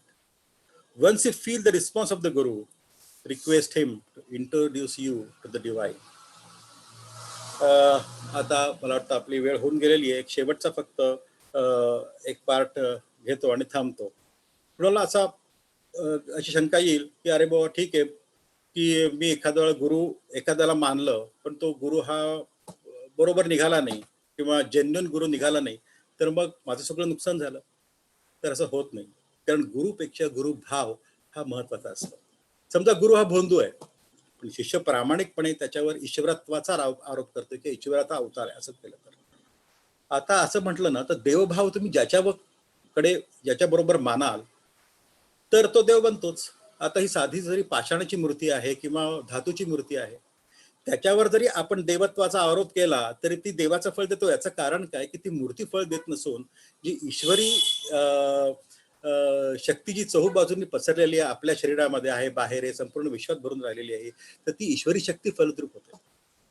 मग तुम्ही एखाद्या व्यक्तीवर पण परमेश्वराचा आरोप केला तर तो गुरुभाव सुद्धा फलप्रद होणारच. उदाहरणार्थ तुम्ही जर माता आणि पिता यांना जर गुरु मानलं तर पुंडलिकाने असं मानलं आणि विठ्ठल त्याच्या भेटीला स्वतः आला तर त्याचे माता पिता हे काही मोक्ष मिळालेले नव्हते किंवा काही परमेश्वर स्वरूप पावलेले नव्हते, पण पुंडलिकाचा गुरुभाव जो होता किंवा जो ईश्वर भाव होता, त्या ईश्वरत्वाचा आरोप त्यांनी जो केला होता माता आणि पित्यावर, तो अधिक महत्वाचा होता. कारण ईश्वर सगळ्या ठिकाणीच आहे. पूर्वीच्या वेळेस आपल्या पतीवर ईश्वरत्वाचा आरोप करावा म्हणजे पतिव्रता धर्म जो आपल्या पूर्वीच्या ह्याच्यामध्ये सांगितलेला आहे, त्याचा भाव तोच आहे की तुम्ही पतीला जर परमेश्वर जर मानलं तर परमेश्वर हा त्याच्या रूपाने फळ देतो. हा पण पती हा परमेश्वर आहे असं काय शोधून नाही ना, परमेश्वर नसेल ना तो, परंतु फळ जर देतो तो ईश्वर फळ देतो, तो एखाद्या निर्जीव मूर्तीमधूनच तो फळ देतो. त्याप्रमाणे तुम्ही जर एखादा आपला गुरु जर बरोबर नसेल आणि तुम्ही चुकून त्याच्या मागे लागला, असं गृहीत धरा की तुमचं निवड चुकली तरी तुमचं काम मी मगाशी सांगितलं समीकरणाप्रमाणे 75% होतं, म्हणजे शिष्याचे 25% आणि ईश्वरी शक्तीचे 50%. फक्त गुरुचे 25% कदाचित होणार नाही, पण याचा अर्थ तो पूर्णपणे नुकसानीत जाईल असं नाही. पण हा याच्यामध्ये एक मात्र बघायला लागेल की गुरु हा कुठलीही शास्त्रविरुद्ध आज्ञा देत नाही ना, हे बघणं आवश्यक आहे. जर गुरु जर शास्त्रविरुद्ध आज्ञा देत असेल तर तो गुरु हा खरा गुरु नाही आणि ताबडतोब त्याच्यापासून आपण अंतर राखावं असं एक हे आहे. असं म्हणतात मूढो वदिती विष्णाय बुधो वदिती विष्णवे द्वयोरोपे समम पुण्यम भावग्राही जनार्दन. म्हणजे कसं आहे की भाव हा अधिक महत्वाचा असतो. जर मूर्ख माणूस असतो तो विष्णाय नमो म्हणतो आणि जो पंडित माणूस असतो तो विष्णवे नमः असं म्हणतो. परंतु दोघांनाही पुण्य सारखंच लागतं, कारण भावग्राही जनार्दन जनार्दन किंवा विष्णू हा त्याच्या व्याकरणाच्या चुका काढत बसत नाही, तो त्याचा भाव बघतो, तो त्याचं नामस्मरण बघतो आणि त्यांनी जरी चुकीचं नामस्मरण जरी केलं तरी तो तेवढंच तो पावन करून घेतो आणि त्याला तसंच फळ देतो. गुरुची इतकी कर्तव्यता काय आहे. गुरु हा अंतिमतः शिष्याला गुरु पण देतो आणि स्वतःची शक्ती साधकांच्या कल्याणासाठी प्रवाहित करतो. त्यामुळे काही संप्रदायात गादीचं महत्व आहे. मी मगाशी सांगितलंच होतं, म्हणजे शंकराचार्य वगैरे म्हणजे एकाच्या नंतर दुसरे शंकराचार्य गादीवर बसतात आणि आदि शंकराचार्यांचं जे तेज प्रकट झालेलं आहे ते त्या गादीतून प्रवाहित करतात आणि अशा शिष्याला गुरु हा दीक्षा देण्याचा अधिकार देतो. अशा प्रकारे गुरु आपल्याला जर लाभले, जर पर्सनल गुरु जर लाभले तर आपण फार मोठे भाग्यवान आहोत असं म्हणावं. नाही तर आपल्याला गुरु लाभावे याच्यासाठी परमेश्वर प्रार्थना करावी. अगदीच काही नसलं तरी आपण एखाद्या दत्तगुरु किंवा एखाद्या संताला गुरु मानून आपण आपली ईश्वराकडे जायचं मार्गक्रमण हे आपल्याकडे चालू ठेवावं. आपल्या सर्वांना आज गुरुपौर्णिमेच्या निमित्तानं मी एवढीच परमेश्वराकडे मागणी मागतो की आपल्या सर्वांना आपल्या मतीप्रमाणे आणि कुवतीप्रमाणे योग्य ते मार्गदर्शन मिळावं. धन्यवाद. श्री नरसिंह सरस्वती गुरुभ्यो नमः. गुरुजी मस्त. फारच छान. फारच छान म्हणजे अगदी खूप छान बोलला. गुरुचे इतके असंख्य पैलू दाखवलेत की खूपच सुंदर. त्या ओघवत्या भाषेत काही कुठे न अडखळता सलग असं उदाहरणं फार सुंदर दिली तुम्ही, त्यामुळे ते अगदी भावलं खूपच. मला वाटतं आता पीडीजी मुकुंदरावांना आभार मानायला मी रिक्वेस्ट करते. हे म्यूट असते. ऐकू येतंय सगळ्यांना? ऐकू येतंय? हो हो. हे बघा, चंद्रशेखर यार्दी आणि गिरिजा यार्दी हे आपल्या क्लबमध्ये असलेलं अतिशय चांगलं कपल आहे. अगदी दोघंही एकमेकाच्या मॅचिंग आहेत असं मला वाटतं. कारण चंद्रशेखर यार्दी आम्ही शेखर म्हणतो त्यांना, त्यांचा जन्म झाला 15 जानेवारी 59 साली. म्हणजे माझ्यापेक्षा ते 22 वर्षांनी लहान आहेत. पण तरी त्यांनी आज इतकं चांगलं सांगितलं की त्याच्यावरनं खूप आपल्याला घेण्यासारखं होतं. आणि अश्विनी अंबिकेने जे आपल्याला एक प्रोग्राम कळवला होता त्याच्यामध्ये आपल्या क्लबचे आध्यात्मिक गुरु आणि हरहुन्नरी व्यक्तिमत्व असं वर्णन केलेलं आहे. त्यामुळे खरोखर मला असं वाटतं की त्यांच्या सगळ्या भाषण ऐकून गुरुविण कोण दाखवेल वाट असा आता टॉपिक त्यांनी सांगितला होता. त्यामुळे आपल्या क्लबचे आध्यात्मिक गुरु आपल्या जवळ आहेत, आपल्याला त्या नेहमी भेटतात. आणि त्यांनी आज जे आत्मदर्शन, ईश्वर दर्शन किंवा 24 कॅरेट सोनं हे आता जे वर्णन केलं तर त्या पद्धतीने पुण्य आणि पाप यातला फरक आपल्याला सांगितला त्यांनी. किंवा त्यांनी गुरु हा ट्रान्सफॉर्मर कसा असतो हे पण आपल्याला चांगलं समजून सांगितलं. गुरुद्रोही काय असतो ते पण त्यांनी समजावून सांगितलं. आणि त्या पद्धतीने यमनियम किंवा आज्ञाचक्र आणि अनाहत चक्र यातला फरक आपल्याला सांगितला. तेव्हा गुरुभाव हा आपण बाळगला पाहिजे. गुरु शोधायला आपण जरूर जावं, पण आपल्या जवळ सुद्धा असे आपल्या क्लबचे आध्यात्मिक गुरु आहेत हे मला आज पटलेलं आहे, मनापासून पटलेलं आहे. आणि त्यामुळे मी त्यांच्या लग्नाला, त्यांचं लग्न झालं 25 डिसेंबर 85 लग्न झालं, इंदूरला लग्न झालं. मी त्यांच्या लग्नाला गेलेलो होतो आणि त्यामुळे हे दोघे आपल्या क्लबमध्ये आजही आहेत आणि सुंदर आपल्याला भाषण समजावून सांगितलेलं त्यांनी. त्यामुळे त्यांना मनापासून धन्यवाद देतो. आपल्या सगळ्या लोकांनी मनामध्ये बाळगलं पाहिजे की गुरु विना कोण दाखवेल वाट हे लक्षात ठेवलं पाहिजे. आणि म्हणून मी त्यांचे आभार मानतो आणि थांबतो इथे. धन्यवाद मुकुंदराव. एकच फक्त करेक्शन तुम्ही माझ्या मुलीच्या लग्नाला इंदोरला आला होता. माझ्या लग्नाला हा बरोबर, पळशीकरांकडे दिलेली आहे. ओके, धन्यवाद. मी आता पुढच्या आठवड्याच्या प्रोग्राम साठी अश्विनीला बोलवते. Ashwini, good evening. हो हो, मी अजून गुरुविणा कोण दाखविला वाट याचा आता विचार करत होते. Good evening all. पुढच्या सोमवारी म्हणजे 2 ऑगस्टला आपल्याकडे भारत विकास परिषदेचं काम बघणारे रामचंद्र एकबोटे आणि त्यांचे 2 सहकारी असे येणार आहेत. BVP किंवा भारत विकास परिषद ही एक NGO आहे. विकलांग पुनर्वसन किंवा विकलांग सहायता योजना हे त्यांच्या कामाचं मुख्य स्वरूप आहे. आपण जयपूर फूट विषयी ऐकलं असेल तर ही संस्था आपणहून नीडी पीपल आयडेंटिफाय करते आणि त्यांच्यावरती उपचार करते. आणि त्यांची भारतभर अनेक वर्कशॉप्स आहेत म्हणजे आर्टिफिशियल लिम्स तयार करण्याची. तर त्यांच्या कामाविषयी, त्यांच्या संस्थेविषयी आणि त्या संस्थेचा एकूण आवाका व्याप्ती ही आपण या तिघांकडून जाणून घेणार आहोत. आणि ते नीडी पीपल आयडेंटिफाय करतात, त्यामुळे आपल्याला अशा प्रकारचं काही प्रोजेक्ट करता येईल का त्यांच्यासाठी असं शोभाताईंना वाटलं आणि म्हणून आपण हा त्यांचा प्रोग्राम अरेंज केलेला आहे. तर भेटूया पुढच्या सोमवारी. आजच्या सारखंच धन्यवाद. ओव्हर टू शोभाताई. Okay, thank you Ashwini. उद्या 12 वाजता स्मिताताईंचं पुढचं, दीपा आणि तन्मयीचं पुढचं लेक्चर ऐकायला विसरू नका. 3 ऑगस्टला आम्ही पुन्हा सार्थकला जातोय.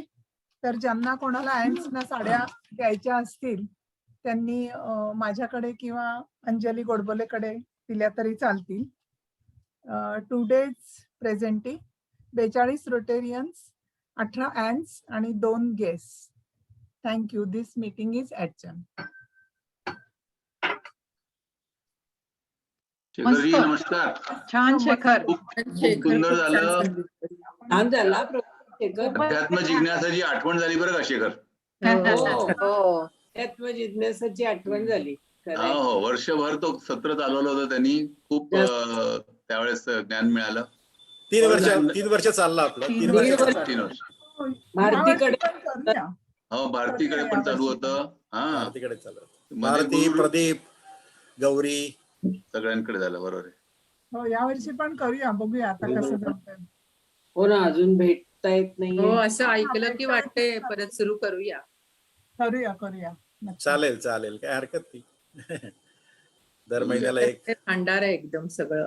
हो, त्याची सांगायची पद्धत खूप छान आहे, त्यामुळे आपल्याला कळतं. अभ्यासपूर्वक सांगतो आणि त्या अनुभूती खूप आहे त्याला. चांगलं अनुभूती वगैरे नाही काय, जे गुरूंचं मजा आहे येत आहे, कृपा आहे ती फक्त येत. आपण झूम वर एक दिवस ठरवू शकतो प्रदीप.